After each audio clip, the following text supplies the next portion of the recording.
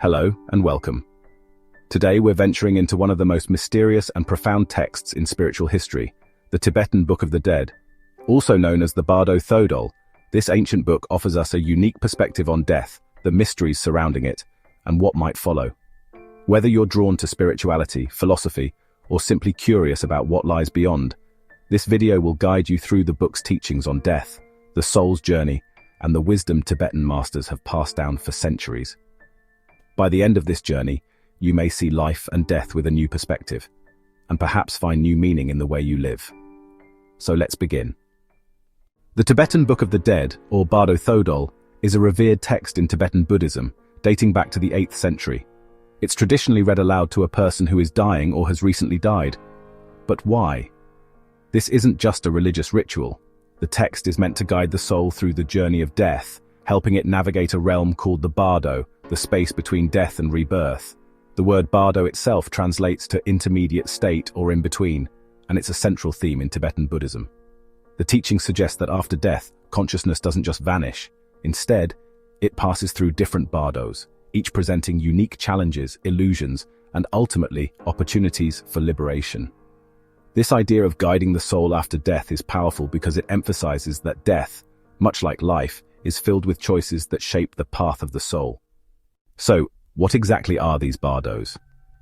In the Tibetan Book of the Dead, there are 3 main bardos related to the process of dying and rebirth.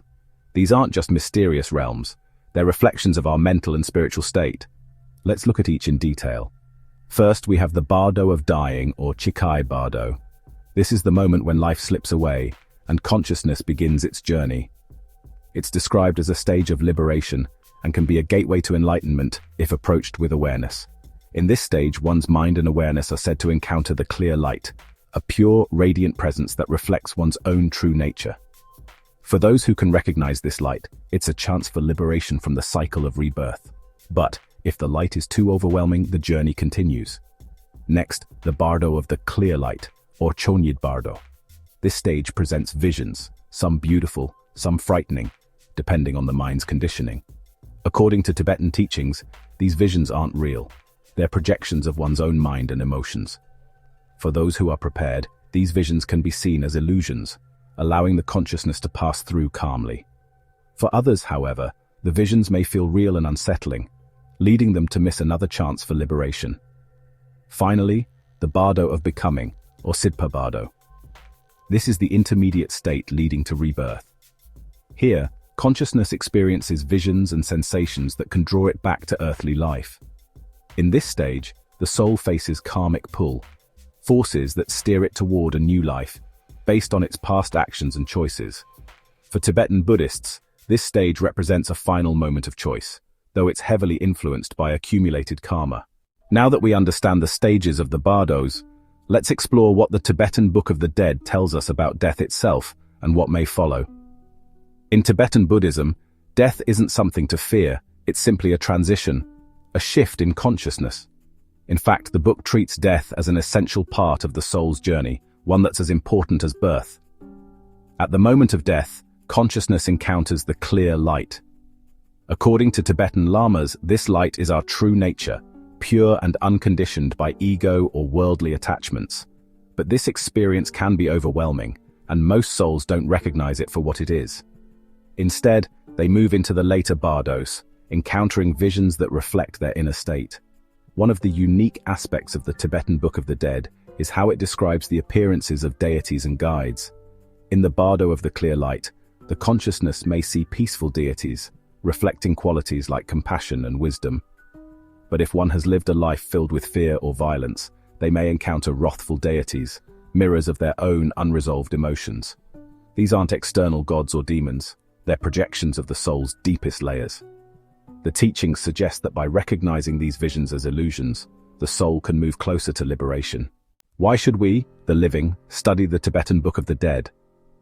On the surface, it may seem like a guide for the deceased, but it holds profound lessons for all of us about how to live. One key teaching is about fearlessness in the face of life's uncertainties. By contemplating death, we can learn to approach life with a certain calm, aware that everything is temporary. This understanding encourages us to live mindfully and practice compassion, qualities that help prepare the mind for the challenges of the bardos. In this way, the book encourages a life of detachment, not in a cold or indifferent sense, but in a way that lets us fully experience each moment without grasping too tightly. Additionally, the Tibetan Book of the Dead emphasizes the role of karma. Every action, every choice, and every thought plants a seed that influences our journey, both in this life and beyond. By practicing mindfulness and making choices grounded in kindness and awareness, we're preparing ourselves not only for life, but for death as well. The Tibetan Book of the Dead is a map for the soul, a guide that shows us how to navigate the unknown, but it's also a reminder of the power of awareness, both in life and in death. This ancient text tells us that life and death are part of a continuous journey, with each stage holding the potential for growth and liberation. So as we go back to our daily lives, let's remember this wisdom. Let's embrace the present moment, let go of the fears that hold us back, and approach life with an open heart. In doing so, we prepare ourselves for whatever lies ahead, both in this world and beyond. Thank you for joining us on this exploration of the Tibetan Book of the Dead. If you found this journey enlightening, consider subscribing for more insights into ancient teachings and modern life.